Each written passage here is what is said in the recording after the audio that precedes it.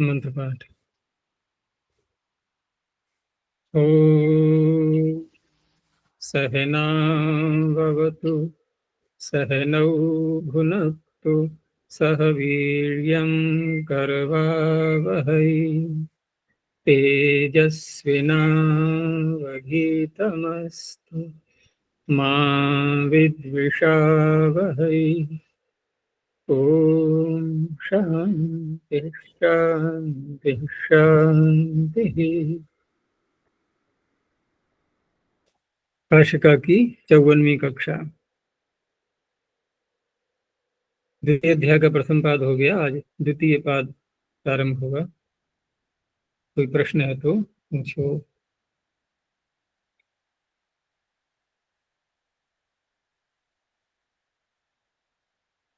किसी का नहीं है प्रश्न। तो तत्पुरुष समास का प्रकरण चल रहा है, जो कि सबसे अधिक बड़ा प्रकरण है। उसमें हमने पीछे समानाधिकरण तत्पुरुष को देखा था,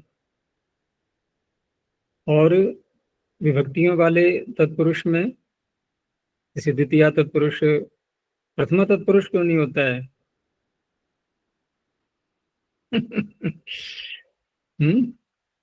प्रथमा तत्पुरुष को ही कहते हैं कर्मधारय, ठीक है ना। तो द्वितीय तत्पुरुष हो गया, प्रथमा तत्पुरुष भी हो गया, और तृतीया, चतुर्थी, पंचमी, और कौन सा हुआ है? सप्तमी। षष्ठी अभी रह गई है ना, षष्ठी अभी रह गई। यानी कारकों वाले तो लगभग सभी हो चुके। अब षष्ठी का ही प्रकरण आगे आना है। तो कुछ सूत्र ऐसे हैं जो कि षष्ठी समास के पहले से ही अपवाद दिए जा रहे हैं, ठीक है। तो उसी के अपवादों में ये द्वितीय अध्याय के द्वितीय पाद का प्रथम सूत्र भी आ रहा है। सूत्र है पूर्वापराधरोत्तरम एक देशिना एकाधिकरणे। इसमें एक देशिना और एकाधिकरणे दो शब्द ध्यान देने योग्य हैं। एक देशी किसे कहते हैं? कि जिसका एक देश हो, अर्थात भाग हो, अवयव हो, उसे एक देशी कहेंगे। और एक देशी कहने के पश्चात भी, क्योंकि समूह का भी एक देश होता है, एक वस्तु का भी एक देश होता है, और समूह का भी एक देश। जैसे कोई वन है, अनेकों वृक्ष हैं, तो एक वृक्ष वन का अवयव हो गया ना। तो पूरा वन क्या हो गया? एक देशी। तो ऐसा न हो जाए, उसके लिए अगला शब्द दिया था एकाधिकरण। तो एकाधिकरण से क्या तात्पर्य होगा? कि अधिकरण एक ही होना चाहिए। तो समूहात्मक जितने भी शब्द हैं वो नहीं लिए जाएंगे। एक अधिकरण का ही एक देश होना चाहिए, अर्थात जो एक देशी है वो एक अधिकरण, एक ही अधिकरण हो। तो अर्थ करते हैं एक देशो अस्यास्तीति एक देशी,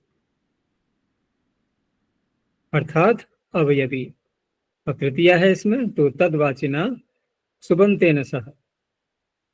जिन शब्दों का समास होना है वो चार शब्द हैं: पूर्व, अपर, अधर और उत्तर। तो पूर्व, अपर, अधर, उत्तर शब्द है सामर्थ्याद एक देश वचन समस्यन्ते। अब जब ये कहा जा रहा है कि अवयवी के साथ में, एक देशी के साथ में इन चार शब्दों का समास होगा, तो ये चार शब्द भी एक देशी का एक देश ही तो बोलेंगे, ठीक है ना। ये क्या हो गया? सामर्थ्य।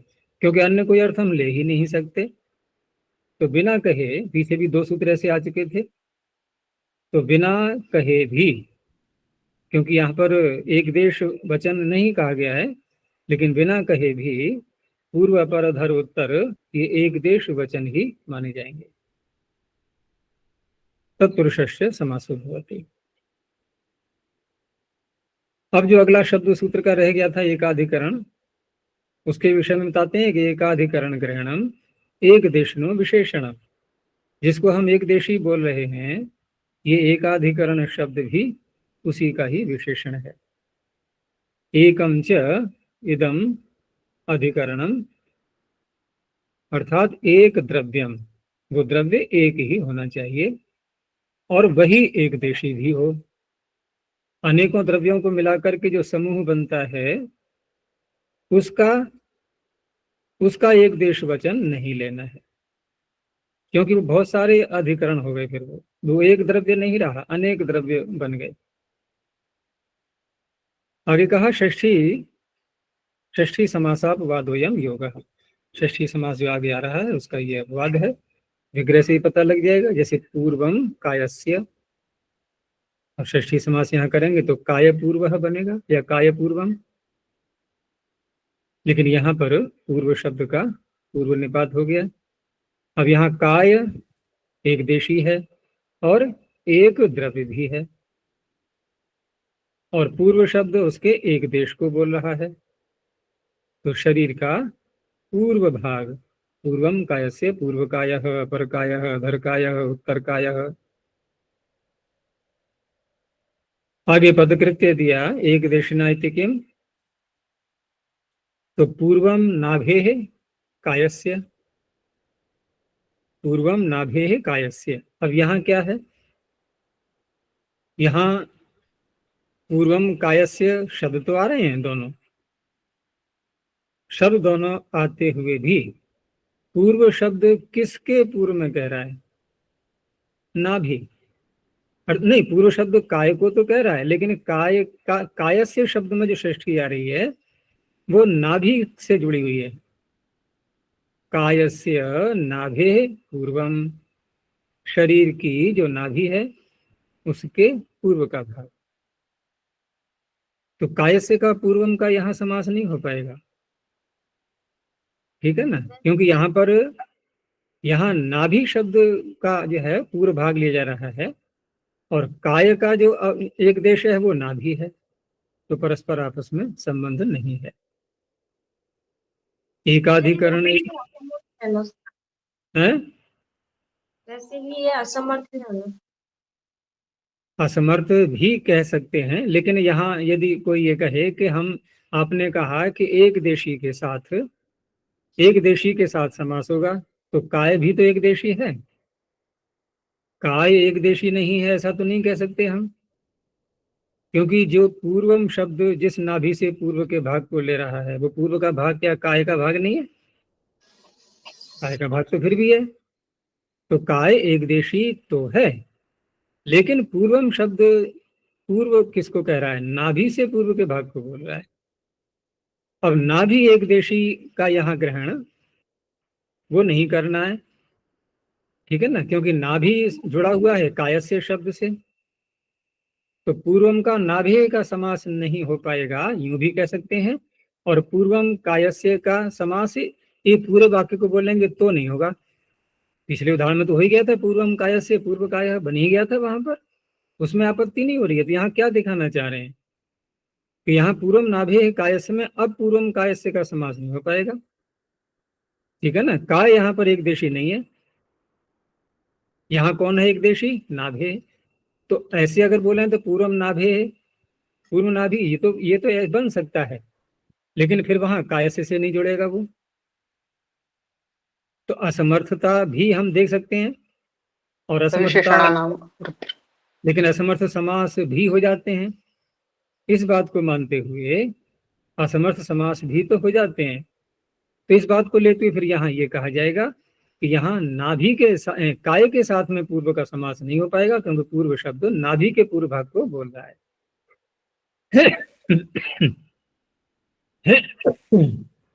नाभि को अगर हम एक देशी के रूप में लेते हैं वहां हो सकता है।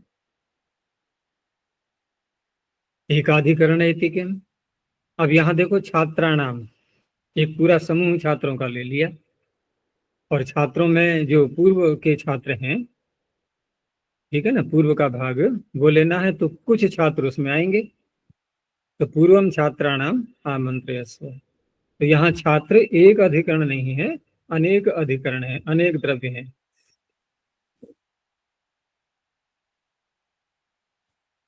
आगे कहा कि कथम मध्याह्नः सायाह्नः इति।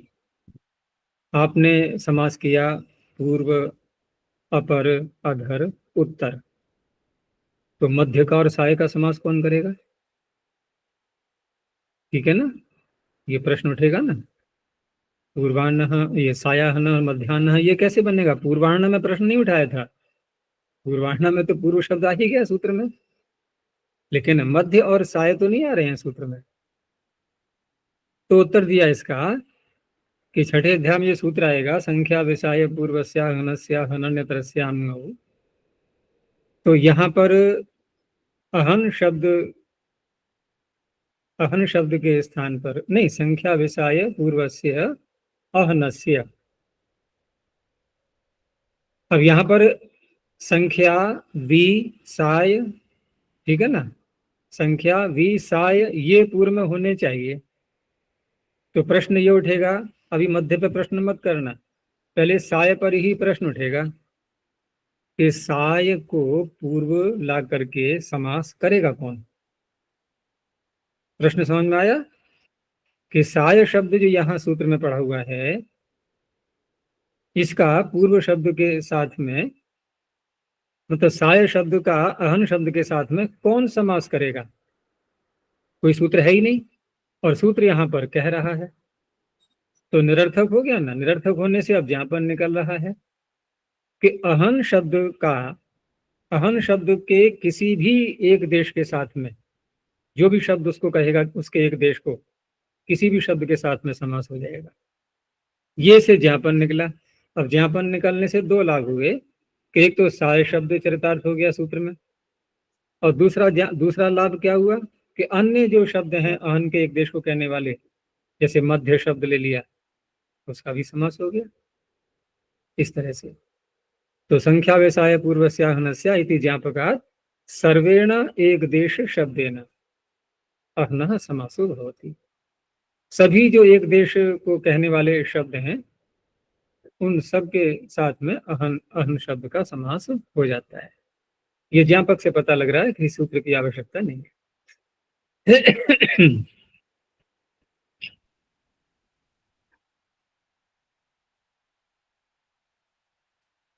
आगे अर्धम नपुंसकम। अब नपुंसक जब कहा है अर्ध के साथ में, तो दूसरा तो अर्थ निकल ही आएगा स्वयं। क्या? ये अर्ध पुल्लिंग भी होता है, अब पुल्लिंग भी होता है और नपुंसक लिंग भी होता है, तो फिर अर्थ में भी थोड़ा सा अंतर आएगा, तो वो आगे बताएंगे। एक देशिना एकाधिकरणे इति वर्तते, ये तो पीछे से आ ही रहे हैं। और कहाँ पर आता है ये अर्ध नपुंसक लिंग शब्द, किस अर्थ में? तो कहा सम प्रविभागी, जहां पर दो, किसी एक वस्तु के दो भाग यदि किए जाएंगे तो बराबर बराबर। अब एकदम बराबर इंची टेप लेके मत नापने लगना, ठीक है ना। बराबर बराबर का तात्पर्य एक थोड़ा सा दृष्टि से ही हम पहचान लेते हैं कि यहाँ आधा आधा हो गया, भले ही नापने से थोड़ा सा अंतर आ जाए, तो उस दृष्टि से नहीं लेना है। वक्ता किस तरह से आधा आधा कहना चाह रहा है उसी तरह से। तो सम प्रविभाग में अर्ध शब्द नपुंसकम आविष्ट लिंग, ठीक है ना। नपुंसक में ये नपुंसक जो लिंग है ना, ये आविष्ट लिंग, आविष्ट लिंग का तात्पर्य एक अनिवार्य रूप से उसमें होने वाला नियत लिंग, ठीक है ना, वो प्रविष्ट हो चुका है उसमें लिंग। तो सम प्रविभाग अर्थ में आता है ये नपुंसक लिंग में, तस्येदम ग्रहणम। अब पुल्लिंग में फिर कौन सा अर्थ होगा? तो पुल्लिंग में आधा हम किसी रूप में भी ले सकते हैं वहां, वो ऐसा नहीं है कि समान प्रविभाग ही होना हो। अर्धम इत्येतत् नपुंसकम एक देशिना एकाधिकरणेन समस्यते तत्पुरुषस्य समासो भवति। षष्ठी समासापवादोयम योग, ये भी उसी का अपवाद है। तो अर्धम पिपल्याह, अर्ध पिप्पली। अब यहाँ पर पिप्पली का आधा अर्थात समान भाग, अर्धकोशातकी। अब नपुंसक को बताया था कि ये अर्ध प्रविभाग में आएगा, सम प्रविभाग में, तो नपुंसकमिति के ग्रामार्ध नगरार्ध है, यहाँ सम प्रविभाग नहीं है। ग्राम का आधा भाग का तात्पर्य नहीं है कि पूरे मकान गिन करके और आधे आधे लिए जाएंगे, या ग्राम के सारे मनुष्यों को गिन करके और आधे लिए जाएं, ऐसे नहीं। बहुत सारा भाग जब दिखाई देता है तो वहां आधा शब्द का प्रयोग कर देते हैं। कहीं पर कोई भंडारा हुआ और गांव के लोग चले गए खाने के लिए, तो कहते हैं कि सारा गांव आ गया। सारा गांव का, बहुत से लोग मिट जाते हैं घर में, फिर भी सारा शब्द का प्रयोग कर देते हैं, या आधा गांव आ गया। तो ऐसे व्यवहार में अर्ध शब्द आ जाता है। एक देशिना इत्यव, अब ये वैसा ही उदाहरण है जैसे पिछले सूत्र में था कि अर्धम नाभे पूर्व कायस्य, तो यहां भी कैसा है कि अर्धम पशुर देवदत्तस्य। अब पशु के साथ में समास हो सकता है अर्ध का, क्योंकि पशु का संबंध देवदत्त के साथ में है, ठीक है ना। अर्धम पशु हो देवदत्तस्य, तो यहाँ देवदत्त का अर्ध का समास नहीं होगा, ये दिखाना अभीष्ट नहीं है, क्योंकि देवदत्त का आधा नहीं कहा जा रहा है, आधा तो पशु का ही कहा जा रहा है, ठीक है ना। अर्धम पशु हो, पशु का आधा भाग, लेकिन वो पशु है किसका, वो देवदत्त का है, ठीक है ना। तो एक द्रव्य होना चाहिए था, यहाँ एक तो देवदत्त द्रव्य हुआ, उसका संबंध जोड़ा हमने पशु से, और पशु एक द्रव्य तो है लेकिन ये असमर्थ है यहाँ पर, ठीक है ना। देवदत्त के साथ इसका संबंध जुड़ा हुआ है, लेकिन असमर्थ समास क्योंकि हो भी जाते हैं, इस कारण से उस दृष्टि से देखेंगे तो एक देशी यहाँ पर देवदत्त नहीं है। तो अर्धम पशु देवदत्तस्य, यानी कि देवदत्तेन सह समासो न भवति, देवदत्त शब्द के साथ में यहाँ समास नहीं हो पाएगा, इसके आधे भाग को नहीं लिया जा रहा है, ये एक द्रव्य के रूप में यहाँ पर नहीं है एकाधिकरण में वैसा ही आएगा, बहुत सारी पिपलियों का समूह है और उनका आधा भाग लेना है, अर्धम पिपली नाम, तो सम प्रविभाग तो हो गया, नपुंसकलिंग अर्ध शब्द भी आ गया, लेकिन अधिकरण अनेक हैं। आगे द्वितीय तृतीय चतुर्थ तुर्याण्यन्यत्रस्याम् एक देशिना एकाधिकरणेति वर्तते षष्ठी समासापवादोयम योगः, ये भी उसी का अपवाद है।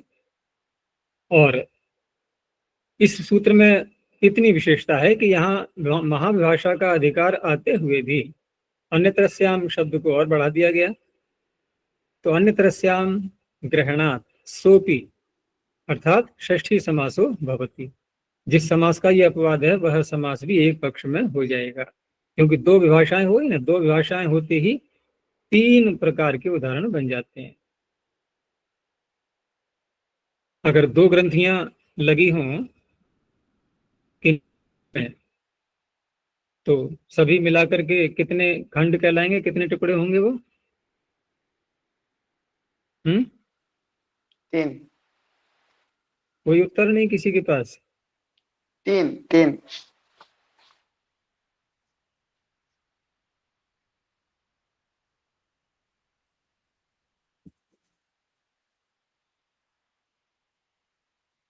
क्या हुआ?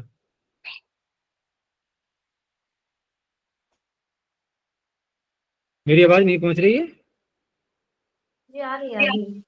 पहुंच रहे। तीन तीन खंड तो फिर होंगे। उत्तर क्यों नहीं आया इतनी देर तक?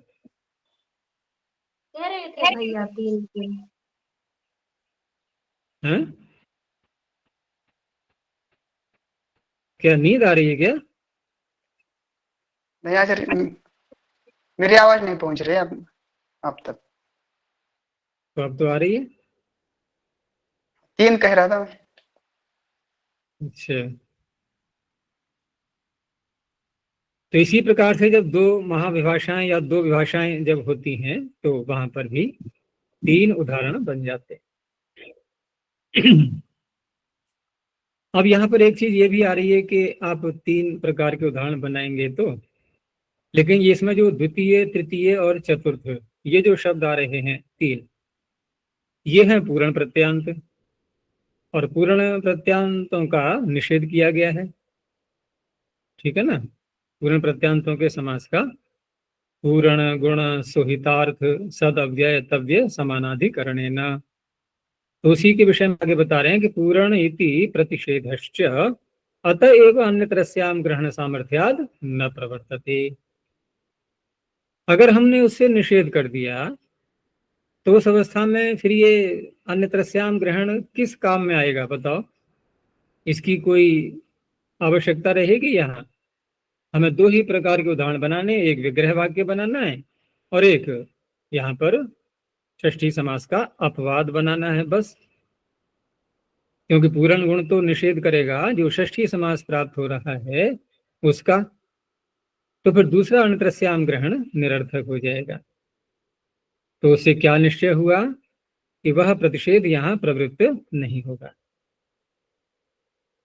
द्वितीयादीनि शब्द रूपाणी एक देशेना एकाधिकरणेन सह अन्यतरस्याम समस्यन्ते तत्पुरुषस्य समासो भवति। तो द्वितीयम भिक्षायाः, द्वितीय भिक्षा, भिक्षा का दूसरा भाग। षष्ठी समास पक्षे भिक्षा द्वितीयम वा, हो गए तीन। द्वितीयम भिक्षायाः विग्रह वाक्य, द्वितीय भिक्षा एकाधिकरण समास और षष्ठी समास में भिक्षा द्वितीयम, ऐसे ही सब में बन जाएंगे। तृतीयम भिक्षायाः तृतीय भिक्षा, भिक्षा तृतीयम वा। चतुर्थम भिक्षायाः चतुर्थ भिक्षा, भिक्षा चतुर्थम वा। एक शब्द है तुर्य, ये कैसे बनता है? तुर्य शब्द नहीं पता। शब्द है चतुर, चतुर नहीं, चतुर हलंत रेफांत। तो चतुर शब्द से दो प्रत्यय किए जाते हैं वार्तिक के द्वारा। चतुरश छ यतौ आद्य अक्षर लोपश्च, छ और यत प्रत्यय और आदि अक्षर का लोप। ठीक है ना, अर्थ वही रहेगा पूर्ण प्रत्यांत वाला। अंतिम मतलब चौथा। अंतिम इसलिए कह देते हैं कि जहां पर चार भाग करने होते हैं तो तीन को तो कह दिया प्रथम द्वितीय तृतीय, और जो अंत वाला रह गया उसे कह दिया तुरीय। जैसे चार अवस्थाएं मानी जाती है ना, जागृत, स्वप्न, सुषुप्ति और चौथी अवस्था तुरीयावस्था। कौन सी है? और तीन तो सब अनुभव कर ही रहे हैं, जागृत स्वप्न सुषुप्ति, ये चौथी कौन सी आ गई? अभी तक तो अनुभव में आई नहीं है। क्या मृत्यु अवस्था को ले लेंगे? वो अवस्था जीवन की कहाँ है? जीवन की ही चार अवस्थाएं, जीते जीते समाधि अवस्था, वो इन तीनों से भिन्न है। जागृत भी नहीं है वो, स्वप्न भी नहीं है, सुषुप्ति भी नहीं है, तो उसको तुरीय अवस्था कह देते हैं। तो तुरीय शब्द में च का तो लोप कर देंगे और दो शब्द बनते हैं, या तो तुर्य अथवा तुरीय, छ और यत। तो सूत्र में क्योंकि तुरीय है हमें वही लेना है। तो तुरीयम भिक्षाया, तुरीय भिक्षा, भिक्षा तुरीयम वा। फिर कहा इष्टि के रूप में कि तुरीय शब्द स्यापि इष्यते, उसको भी ले लेना। तो तुरीयम भिक्षाया, तुरीय भिक्षा, भिक्षा तुरीयम वा। एक देशना इत्येव, वैसा ही आएगा प्रत्युदाहरण जैसे पिछले दो सूत्रों में आ गया। तो द्वितीयम भिक्षाया भिक्षुकस्य, अब यहाँ भिक्षुक का और द्वितीय का समास नहीं हो पाएगा, ये तात्पर्य। एकाधिकरण इत्येव, तो यहाँ भी समूह के रूप में बहुत सारी भिक्षाएं रखी हुई हैं, उनका दूसरा भाग यदि कहा जाएगा तो यहाँ द्रव्य भिन्न भिन्न हो गए, अनेक द्रव्य हो गए। आगे प्राप्तापन्ने च द्वितीयया। अब ये समाप्त हो गया पीछे का जो तीन सूत्रों में चला था। एक देशिना एकाधिकरण इति निवृत्तम। तो ये जो पिछले तीन सूत्र निकले अभी, ये थे षष्ठी समास के अपवाद। ठीक है ना। अब एक पीछे सूत्र आया था द्वितीय तत्पुरुष करने वाला, द्वितीय श्रितातीत पतित गतात्यस्त प्राप्तापन्न ही। उसमें प्राप्त और आपन्न ये दो शब्द भी पढ़े हुए थे। तो उसी का ये अपवाद सूत्र यहाँ दिया हुआ है। तो एक देशिना एक द्वितीय समासे प्राप्ते वचनम इदम, प्राप्त तो वही हो रहा है, लेकिन समास विधानात् सोपि भवति। अब अगर हम ये कहें कि नहीं ये इसका अपवाद है द्वितीय समास का, या यूं कहें कि जब ये सूत्र बन गया प्राप्त और आपन्न इसमें ले लिए तो फिर वो सूत्र नहीं लगना चाहिए, ऐसा कह नहीं सकते, क्योंकि वहां पर प्राप्त और आपन्न शब्दों का विधान किया गया है, वहां पढ़े हुए हैं। तो समास विधानात् द्वितीय समास में प्राप्त आपन्न शब्दों का विधान होने से सोपि भवति, वो भी हो जाता है। ठीक है ना। तो यहाँ पर भले ही अनद्रश्याम की अनुवृत्ति नहीं है, महाविभाषा ही चल रहा है, तो महाविभाषा से तो हम विग्रह वाक्य को ले लेते हैं एक पक्ष में, लेकिन यहाँ वो समास भी हो जाएगा, तो यहाँ भी तीन तीन बनेंगे फिर अब। तो प्राप्त आपन्ने तेतौ द्वितीयांतेन सह समस्यते तत्पुरुषस्य समासो भवति। प्राप्तो जीविकाम, ये विग्रह हो गया। प्राप्त जीविका, ये इस सूत्र के द्वारा किया समास हो गया। और जीविका प्राप्त इति वा, ये द्वितीय तत्पुरुष हो गया। तो ये द्वितीय तत्पुरुष है, तो इस सूत्र वाला समास को क्या कहेंगे हम? है ये भी द्वितीय तत्पुरुष, द्वितीयांत के साथ तो हो रहा है, ठीक है ना, क्योंकि इसको भी हम सूत्र में ये तो बोल रहे हैं द्वितीयया, तो कोई आपत्ति नहीं है कहने में। बस यही है कि पूर्व निपात का अंतर मिलेगा, वहां द्वितीयांत का पूर्व निपात होगा, यहाँ प्राप्त और आपन्न का पूर्व निपात होगा। आपन्नो जीविका, आपन्न जीविका, जीविकापन्न वा।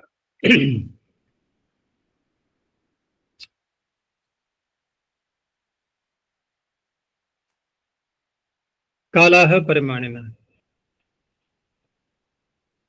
परिमाणिना, परिमाणी, ठीक है ना, परिमाणिन शब्द का तृतीया। तो परिमाणम अस्य अस्ति इति परिमाणी, जिसका परिमाण होता है उसे कहेंगे परिमाणी। तदवाचिना सुबंतेन सह। अब जब ये पीछे भी ये शैली कई सूत्रों में आ चुकी है, जब परिमाण परिमाणी के साथ समास कर रहे हैं तो दूसरा शब्द क्या होगा? वो परिमाणवाची होगा। जैसे एक देशी के साथ समास किया तो दूसरा शब्द क्या हुआ? एक देशवाची। परिमाणी के साथ समास किया तो दूसरा शब्द हुआ परिमाणवाची। तो अब ये जो काल शब्द लिखा है यहाँ पर, कालवाचक जो शब्द लिए जाएंगे ये क्या होंगे? परिमाणवाची। तो तदवाचिना सुबंतेन सह सामर्थ्यात् परिमाणवचनाः काल शब्दाः समस्यन्ते तत्पुरुषस्य समासो भवति। ये फिर षष्ठी समास का हो गया अपवाद। षष्ठी समास विषय योगारंभ।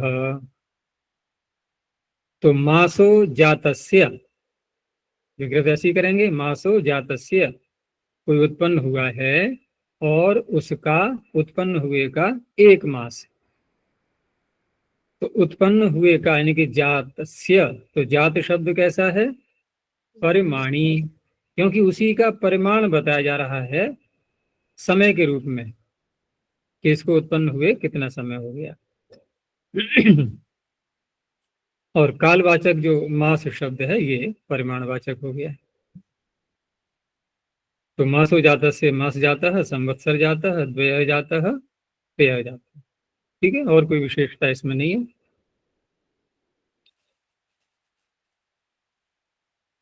आगे है नय, बहुत प्रसिद्ध सूत्र है ये। और नय के साथ समास हम दो प्रकार से करते हैं। एक तो ये तत्पुरुष हो गया, और दूसरा समास कौन सा होता है नय के साथ में? बहुव्रीहि। बहुरी समास भी होता है। ठीक है, तो बहुरी भी है और तत्पुरुष भी है।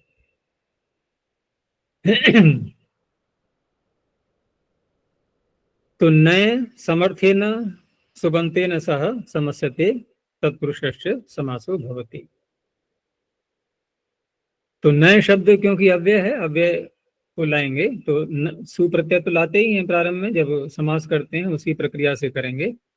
तो न ब्राह्मणः, अब न ब्राह्मणः, जब न का और ब्राह्मण का समास किया गया तो नकार का फिर लोप हो जाएगा, न लोपो नयः। ठीक है ना। नकार का लोप हो जाएगा। अब्राह्मणः, अभृशलः। यहाँ एक पाठ और भी मिलता है, सर्वत्र नहीं मिलता है, कहीं कहीं उपलब्ध होता है, काशिका के पाठांतर भेद है यहाँ पर। तो उसमें एक दिया हुआ है वार्तिक के रूप में कि नयो न लोपस तिंगी क्षेपे। ठीक है ना, ये इसमें नहीं है, जो पीडीएफ फाइल के रूप में है। अर्थात नए शब्द का यहाँ जो सूत्र से समास कर रहे हैं वो तो सुबंत के साथ कर रहे हैं, तिंगंत के साथ तो नहीं कर रहे। ठीक है ना, लेकिन ये जो वार्तिक दिया हुआ है कि तिंगंत शब्द परे रहते हुए भी, यानी कि तिंगंत के साथ भी नए को जोड़ेंगे। और वहां पर क्योंकि समास तो किया नहीं गया, इससे समास नहीं किया गया, तो जहां न का लोप किया गया है, न लोपो नया, ये कौन से प्रकरण में है न लोपो नया सूत्र, कहाँ पर है ये? सातवें सातवें है? इसमें सातवें अध्याय। हाँ, नहीं, षष्ठाध्याय में तृतीय हाँ, पद। अलुप प्रकरण, उसमें उत्तर पद के प्रकरण में। ठीक है ना, तो उत्तर पद परे होना चाहिए। तो उत्तर पद और पूर्व पद, इनका व्यवहार कहाँ करते हैं हम? समास में करते हैं या कहीं भी कर सकते हैं? समास में करते हैं। क्योंकि अगर सर्वत्र करने लगे तो होता ही है, हम कोई वाक्य बोलेंगे तो कोई पूर्व में होगा, कोई उत्तर में होगा, ऐसे नहीं कहते। उत्तर पद का तात्पर्य वहां पर समास में जो पूर्व पद उत्तर पद होते हैं। ठीक है ना, तो जब समास करने वाले सूत्र ने समास ही नहीं किया तिङंत के साथ में, तो उत्तर पद का व्यवहार कैसे हो पाएगा वहां? और नहीं हो पाएगा तो फिर न का नकार का लोप कैसे होगा? इसलिए ये अलग से जो है, एक कहीं कहीं पाठ मिलता है इसका कि तिङंत के साथ भी नए को जोड़ देते हैं और वहां नकार का लोप भी हो जाता है, लेकिन एक विशेष अर्थ में। वो विशेष अर्थ है निंदा, क्षेपे, नयो न लोपस तिङि क्षेपे। तो निंदा में किया जाएगा ये, यानी क्रिया की निंदा हो रही है यहाँ पर कि अपचसी त्वम जाल में, कि हे दुष्ट व्यक्ति, ये जो तू पका रहा है ना, ये सब गलत तरीके से पका रहा है, या कोई अखाद्य पदार्थ पका रहा है, तो वही उसके पकाने की निंदा यहाँ पर की जा रही है, यही क्षेप है। तो अपचसी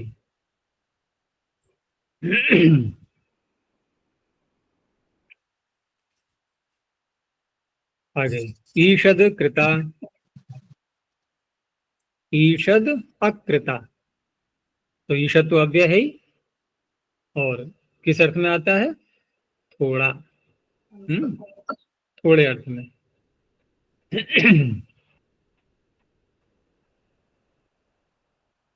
तो ईषद इत्ययम शब्द अकृदंतेन सुपासः समस्यते। सारे सुबंत नहीं लिए जाएंगे, जहां पर कृत प्रत्यय नहीं किया गया है ऐसे सुबंतों को लिया जा रहा है। तो अकृदंतेन सुपासः समस्यते तत्पुरुषश्च समासो भवति। अब यहाँ पर ईषद शब्द थोड़ा अर्थ को कहने वाला, वो तो किसी भी वस्तु की अल्पता को बोलेगा। ठीक है ना, किसी भी वस्तु की अल्पता में प्रयोग में आ सकता है। लेकिन यहाँ पर वार्तिक के द्वारा ये कहा जा रहा है कि यहाँ जो अल्पता कही जाएगी वो गुणवचन शब्द होना चाहिए। ईषद गुणवचनेन इति वक्तव्य। तो गुण, जैसे ये रंग होते हैं ना, ये भी सारे गुणवाचक बन गए। या कोई अन्य धर्म किसी पदार्थ का बताया जा रहा है और उस धर्म में थोड़ा अर्थ ऐसा कहना है कुछ मात्रा में, तो ऐसे अर्थों में ये शब्द प्रयोग होगा। किसी द्रव्य को थोड़ा कहने के लिए प्रयोग में नहीं आएगा, अर्थात वहां समास नहीं होगा। तो ईषद कडार, कडार रंग तो है लेकिन थोड़ा है।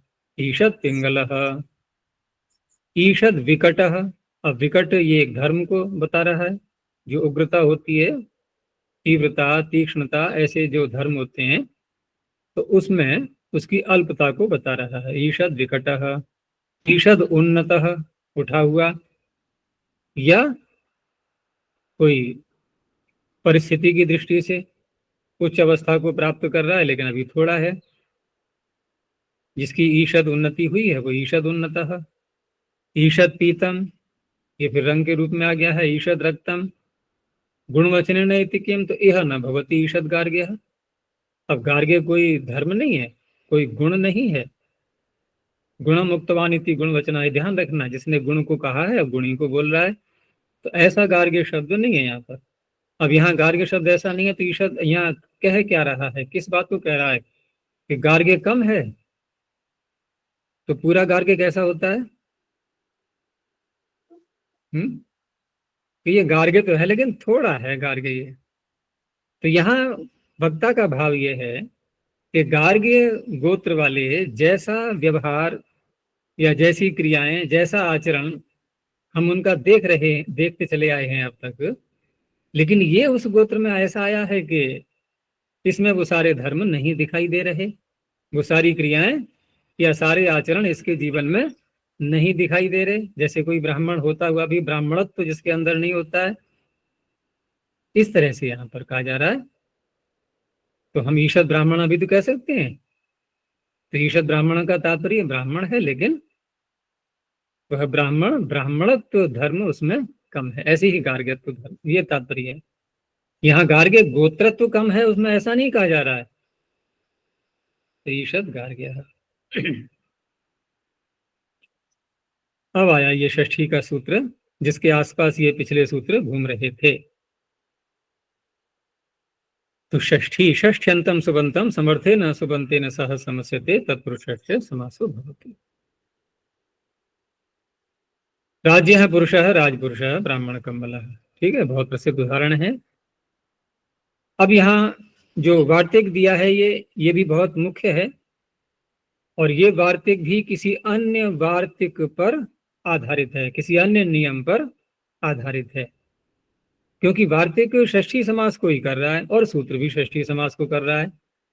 तो प्रश्न उठेगा कि ये दो सूत्र क्यों, दो वचन क्यों है समास करने के लिए, कि सूत्र ही बना दिया और वार्तिक भी बना दिया। तो वार्तिक को देखो पहले कि कृत योगाच षष्ठी समस्यते इति वक्तव्यम, कि आपको ये और कहना चाहिए क्या कि कृदंत शब्द के योग में जो षष्ठी आती है कर्तृकर्मणों कृति से, उस षष्ठ्यंत का समास होता है सुबंत के साथ, ये और कहना चाहिए। तो प्रश्न उठेगा ना कि क्या ये षष्ठी सूत्र नहीं कर पाएगा?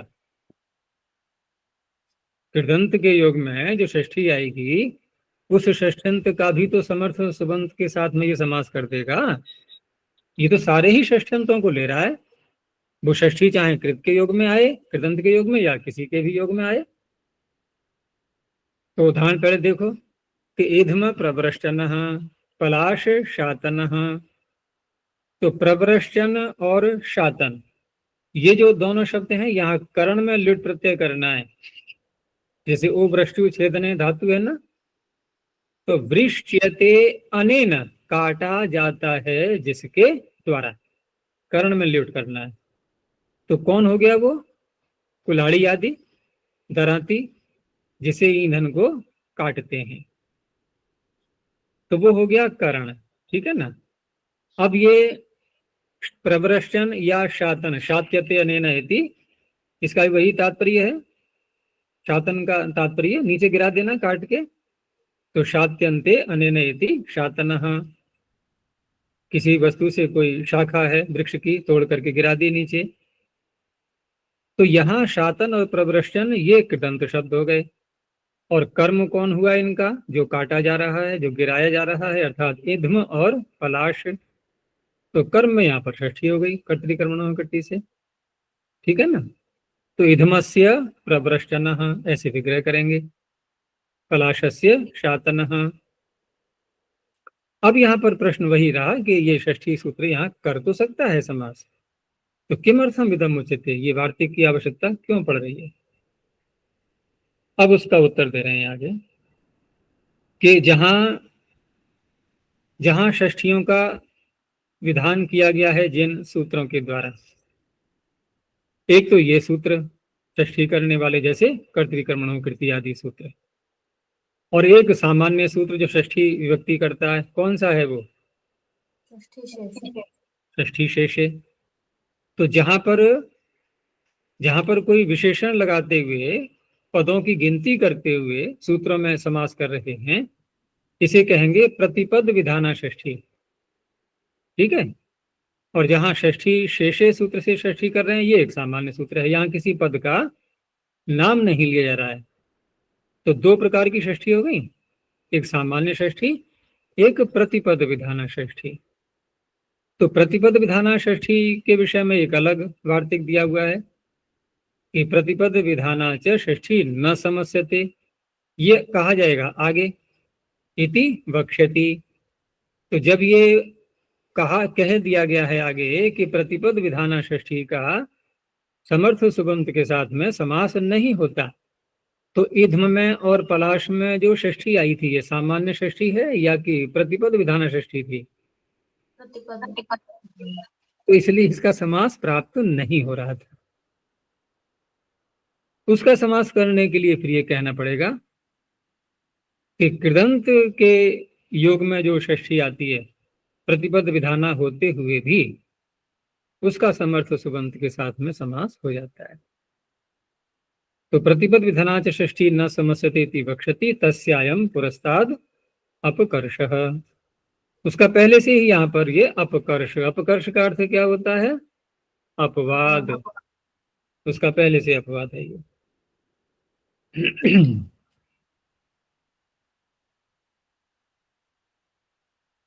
आगे याजकादिभिश्च,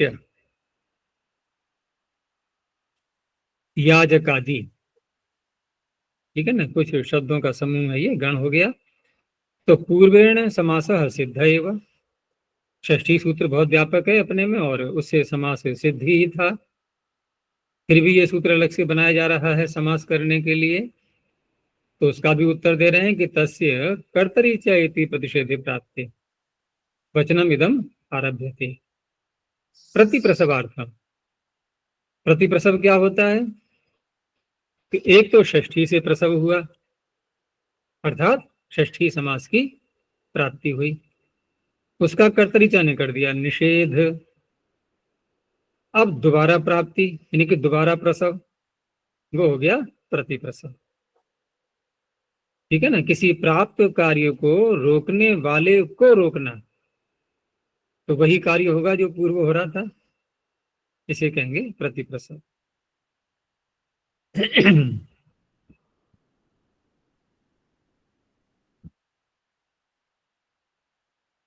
तो कर्तरीचा सूत्र क्या कहेगा, आगे आने वाला है अभी, कि कर्ता में जो षष्ठी होती है कृदंत के योग में, ठीक है ना, जैसे पीछे कहा था कि प्रतिपद विधानाच षष्ठी न समस्यते, लेकिन फिर कह दिया कृत योगाच षष्ठी समस्यते।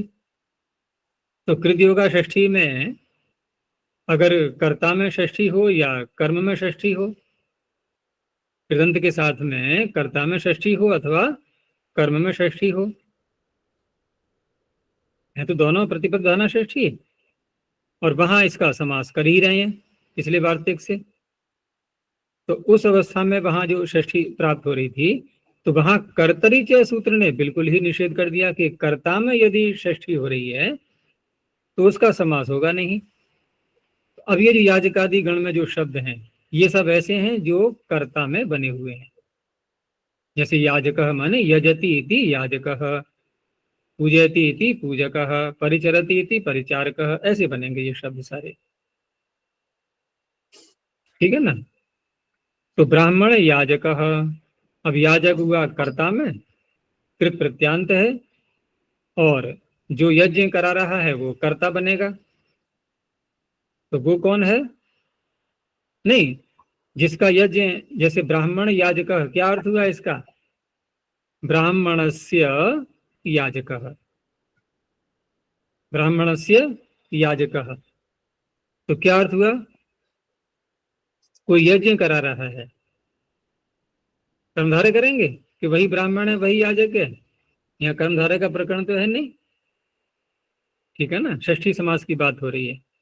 तो ब्राह्मण का यज्ञ कराने वाला, क्षत्रिय का यज्ञ कराने वाला, तो कर्तरीचा में थोड़ा भेद हो गया था। कर्तरीचा का जो अर्थ करेंगे ना, ये जो अक प्रत्यय होता है, अक प्रत्यय यानी कि अनुबल प्रत्यय, ये कर्ता में होना चाहिए, ठीक है ना। तो याजक और आदि में ये कर्ता में सारा प्रत्यय है, और इसके साथ में जो षष्ठी आएगी उसके समास का जो कर्तरी सूत्र से निषेध प्राप्त हो रहा था उसकी प्राप्ति इसने कराई है। तो ब्राह्मण से याजक, ब्राह्मण याजक आदि शब्द बन जाएंगे। आगे इसी गण में एक वार्तिक और दिया हुआ है कि तत्स्थैश्च गुणैः षष्ठी समस्यते इति वक्तव्य। किसी पदार्थ को, किसी द्रव्य को लिया और उसमें विद्यमान गुण है, तो गुणों का कथन किसी पदार्थ में विद्यमान, या यूं कह सकते हैं गुणी में गुण का कथन, इसका व्यवहार दो प्रकार से होता है। गुण में जो गुणी का कथन होता है ना, इसका दो प्रकार से व्यवहार करते हैं, या तो भेद दृष्टि से अथवा अभेद दृष्टि से। तो जब षष्ठी लाएंगे तो भेद दृष्टि बनेगी या कि अभेद दृष्टि बनेगी? वो भेद बनेगी ना। तो भेद दृष्टि से जब प्रयोग करेंगे तो उस अवस्था में चंदनस्य गंधः, अब यहाँ चंदन को पृथक माना जा रहा है, गंध को पृथक माना जा रहा है, तभी तो षष्ठी आएगी। जैसे आत्मा की चेतनता, तो वो कौन आत्मा है अलग से और कहाँ है उसकी चेतनता? देखेंगे तो कहीं नहीं। वही आत्मा है, वही चेतनता है, उसी को चिति शक्ति कहा गया है ना। तो भेद और अभेद दोनों प्रकार से व्यवहार चलता है, क्योंकि गंध को हम चंदन से अलग तो कर नहीं सकते, लेकिन फिर भी कि गंध आ रही है, किसकी आ रही है? गुलाब की आ रही है, तो गुलाब को अलग मान लिया हमने, गंध को अलग मान लिया। तो एक व्यावहारिक मान्यता ही तो रही है। तत्वात्मक दृष्टि से देखेंगे तो गंध उससे अलग होती नहीं अपने गुणी से। तो उस अवस्था में कहा गया कि जब भेदात्मक दृष्टि से व्यवहार होगा तो उसमें विद्यमान गुण के साथ में षष्ठ्यंत का समास हो जाएगा। तो चंदनस्य गंधः, कपित्थस्य रसः, तो ये हो गया समास करके चंदन गंधः कपित्थ रसः। एक और शब्द वार्तिक बोला कि गुणात तरेण, गुणात तरेण, अर्थात गुणवाचक कोई शब्द है और उसमें तर प्रत्यय भी हो गया, ठीक है ना। तो ऐसे शब्द का भी समास हो जाएगा, साथ में तर का लोप कर देना है। गुणात तरेण तर लोपश्च इति वक्तव्य। जैसे सर्वेषाम श्वेत तरह, बहुत सारे लोग हैं,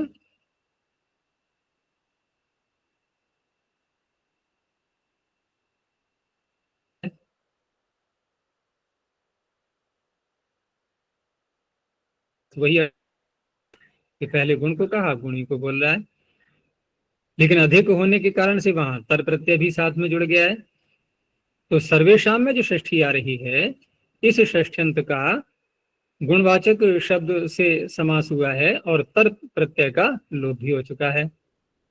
तो शब्द बचा केवल समास करने के बाद सर्वश्वेतः। ऐसे ही महत् शब्द गुणवाचक है, तर प्रत्यय किया गया, सर्वेशाम महत्तरः सर्व महान। तो ये क्यों कहना पड़ रहा है? तो कहा कि न निर्धारण है, ये भी सूत्र आगे आने वाला है निषेध करने का, अगला ही सूत्र है ये, जहां से निषेध प्रारंभ हो जाएगा। तो न निर्धारणे इति प्रतिषेधे प्राप्ते वचनम इदम, उससे प्रतिषेध प्राप्त है और उसी का पहले से यहाँ पर रोकने के लिए ये वार्तिक कहा गया है। एक और उदाहरण दिया, सर्व शुक्ला गौहु, तो कैसे विग्रह करेंगे? इनके सर्व शुक्ला, सर्वेशाम सर्वासाम, सर्वासाम शुक्ल तरा, सर्वासाम शुक्ल तरा इति सर्व शुक्ला, तर का लोप कर दिया। अब यहां से निषेध प्रकरण प्रारंभ हो रहा है। देखो, षष्ठी समास मुख्य था, यहां पर दूसरे पाद में षष्ठी समास मुख्य था, केवल एक ही सूत्र ऐसा आया था जो कि विजातीय लग रहा था। इसमें बताओ कौन सा था वो? इस दूसरे पाद में षष्ठी समास का प्रकरण है और एक सूत्र इसमें विजातीय भी दिख रहा था। कौन सा था वो? प्राप्तापन्ने च द्वितीय। प्राप्तापन्ने च द्वितीय, ठीक है। बाकी सब षष्ठी समास वाले ही थे। तो पहले इन्होंने अपवादों को ले लिया, ठीक है ना। बाद में फिर समास वाला सूत्र आया मुख्य, उसके पश्चात और भी कुछ निषेध जो आगे आने वाले हैं उनका भी पहले से थोड़ा सा निराकरण कर दिया गया है, जो अब निषेध प्रारंभ होंगे। तो अब यहाँ से निषेध की श्रृंखला चल रही है। अच्छा जी, नए जाति के हैं? नए समास। हाँ, नए समास भी एक अलग से है, ठीक है। नए समास भी एक पृथक रूप में आ चुका है इसी प्रकरण में। अब क्योंकि नए समास को यहाँ क्यों लिया गया है, क्योंकि पीछे जो है ना एक क्रम चल रहा था कारकों को लेते हुए, द्वितीया से लेकर के सप्तमी तक। प्रथमा का तो पीछे आ ही गया समानाधिकरण के रूप में, लेकिन अन्य जो भी द्वितीय तृतीया नाम लेकर के आए हैं वो सब कैसे हैं, जो विभक्तियां कारकों में होती हैं। हालांकि उपपद में भी होती हैं, लेकिन उपपद में होने पर भी एक परिभाषा सुनी होगी, उपपद विभक्ते है कारक विभक्तिर बलियसी। तो वहां पर जो सारे दिए थे, क्योंकि षष्ठी विभक्ति तो किसी कारक में होती नहीं है, इसको अलग से ले लिया। और नए समास जो है ये भी एक ऐसा है कि जहां कोई द्वितीय तृतीय चतुर्थी आदि शब्दों का प्रयोग नहीं हो सकता, तो इसलिए उसको भी यहां ले लिया गया है।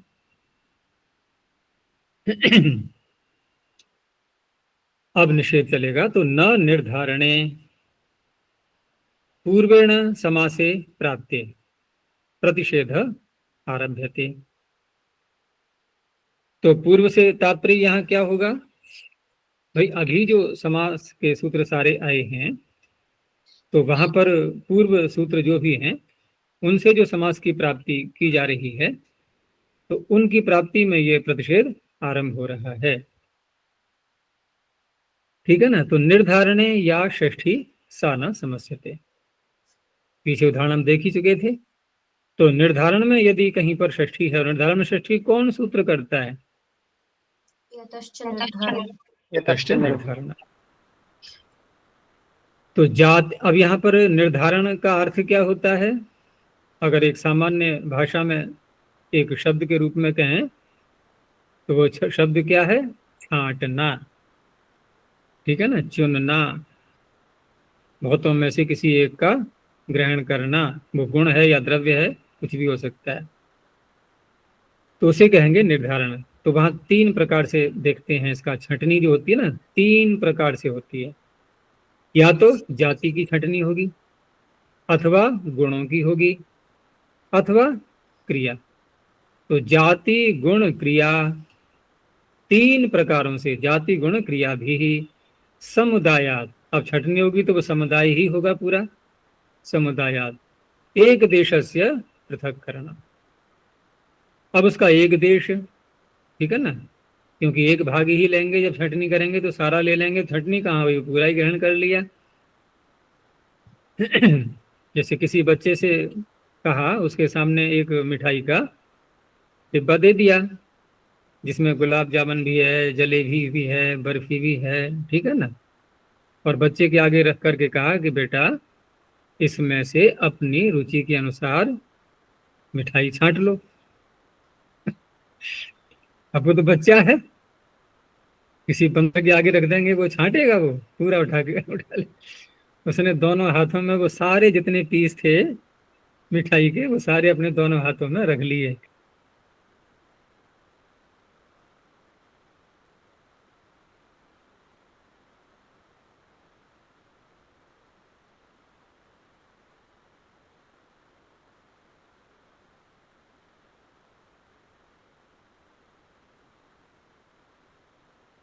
कनेक्शन न कट जाए कहीं।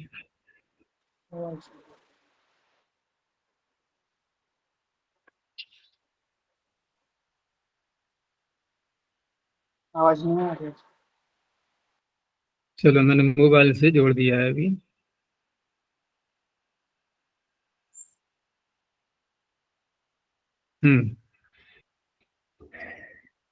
तो जाति गुण क्रिया भी समुदायाद एक देशस्य पृथक्करणम निर्धारणम। ठीक है ना।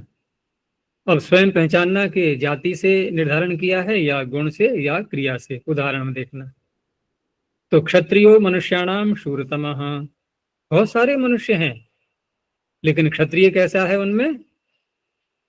वो अधिक शूर है। तो यहाँ पर छटनी जाति से हुई या गुण से हुई या क्रिया से? जाति से। जाति से मनुष्य एक जाति हो गई, ठीक है ना। उस जाति में से क्षत्रिय नामक व्यक्तियों को शूर कहा जा रहा है।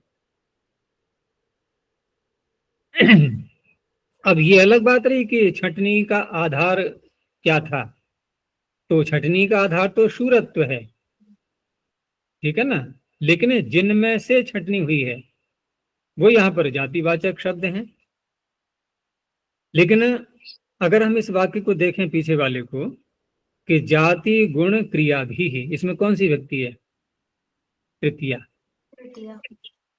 अर्थात जाति के द्वारा, गुण के द्वारा, क्रिया के द्वारा। तो क्रिया के द्वारा तात्पर्य कहना यह है कि जिस समुदाय में से, समुदाय से छांटेंगे हम, तो वो समुदाय किसका है वो देखा जाएगा इसमें, ठीक है ना। वो समुदाय देखा जाएगा। तो जाति का समुदाय मनुष्यों का यहाँ पर। अब देखो अगला वाक्य, कि कृष्णा गवाम संपन्न क्षीरतमा। अब यहाँ गो शब्द यदि कहें कि ये भी जाति है गवाम, लेकिन बात ये नहीं हो रही है। देखो पीछे क्षत्रिय को छांटा गया था, तो क्षत्रिय भी जाति है, क्षत्रिय यहाँ पर जाति है। लेकिन कृष्णा शब्द जाति नहीं है। कृष्णा क्या है? गुण है। ये गो में से छांटा गया है, गो जाति है उसको नहीं देखना, लेकिन जो छांटा गया है वो गुण के आधार पर है। तो कृष्णा गवाम संपन्न क्षीरतमा।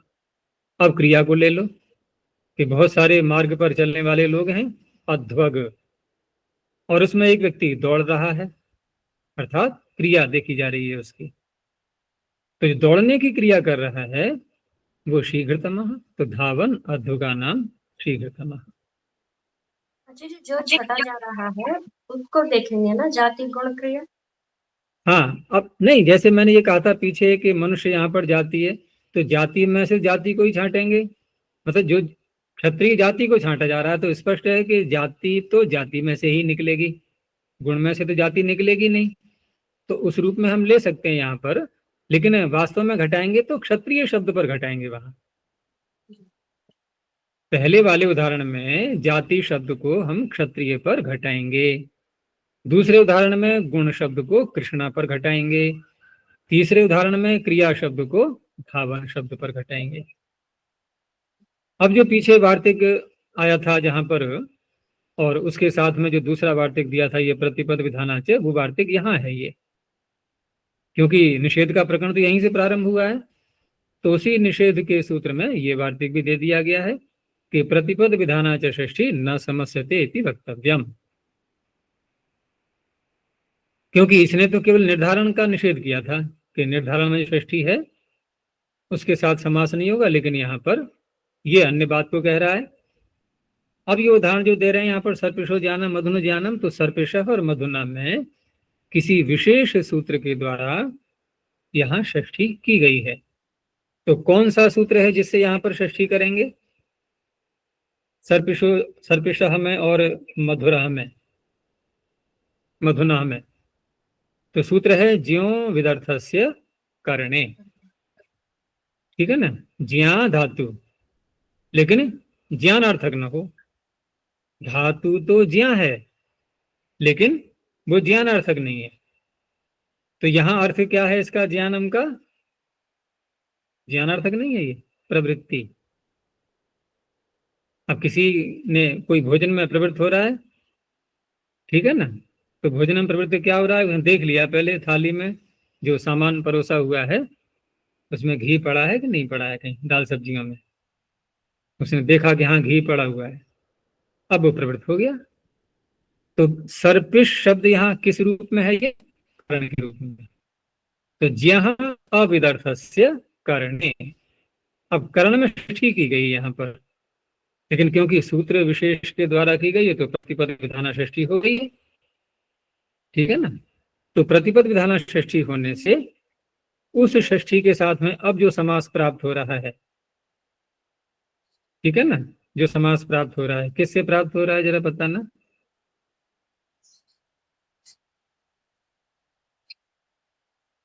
हम्म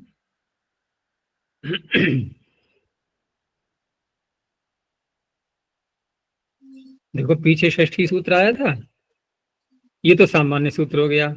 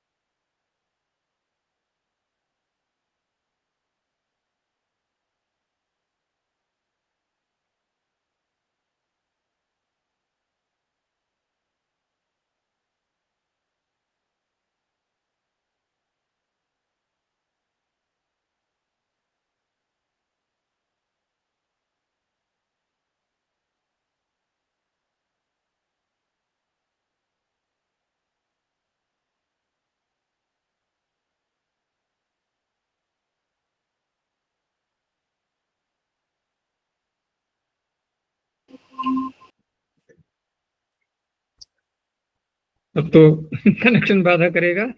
चलो ये सूत्र पूरा करते हैं। बार बार ये कहाँ से बंद हो गई थी ध्वनि? ये षष्ठी किससे करेंगे? एक सामान्य सूत्र षष्ठी मधु है। ज्ञानम।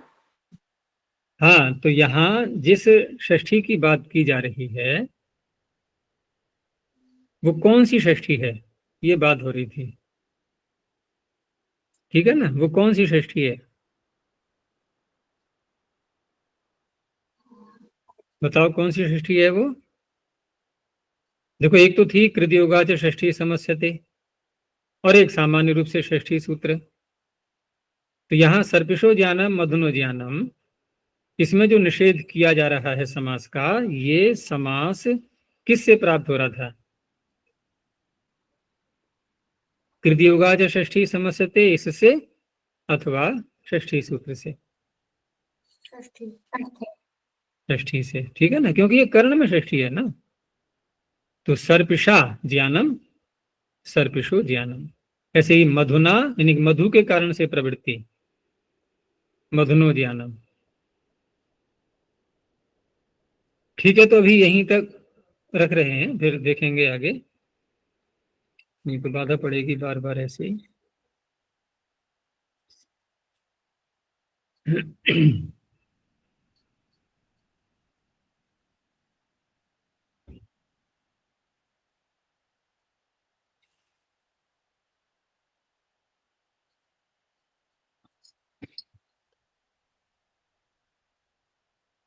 प्रणोध्वनि।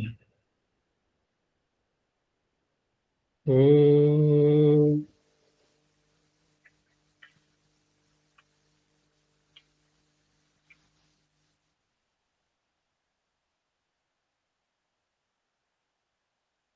ओ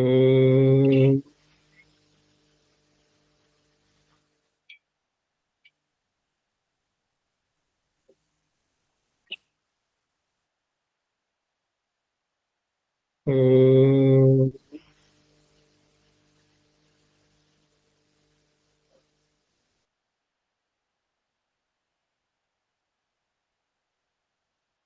शांति शांति शांति।